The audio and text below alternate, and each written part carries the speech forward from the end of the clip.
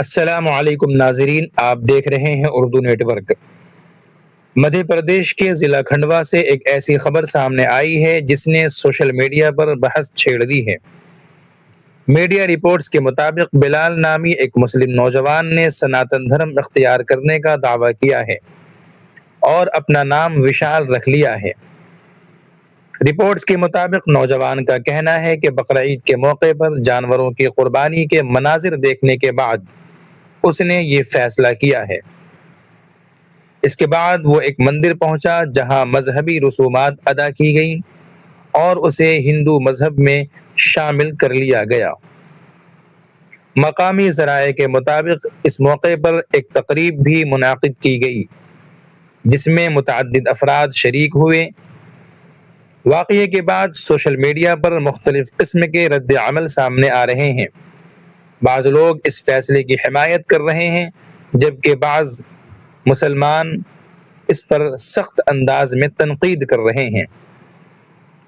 واضح رہے کہ مذہب کی تبدیلی سے متعلق ایسے واقعات اکثر عوامی توجہ حاصل کرتے ہیں، مختلف حلقوں میں بحث کا موضوع بن جاتے ہیں اور کچھ سیاسی حضرات اپنی سیاست کی روٹی بھی سیک رہے ہوتے ہیں۔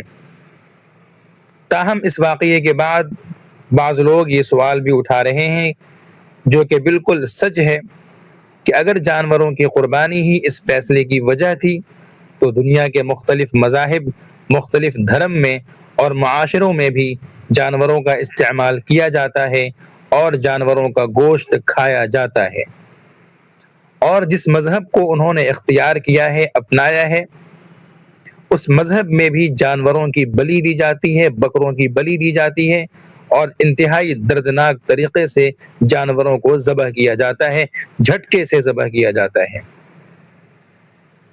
اسلام میں قربانی ایک مذہبی عبادت ہے اور اس کے لیے جانوروں کے ساتھ حسن سلوک اور مخصوص طریقہ ذبح کی تعلیم دی گئی ہے۔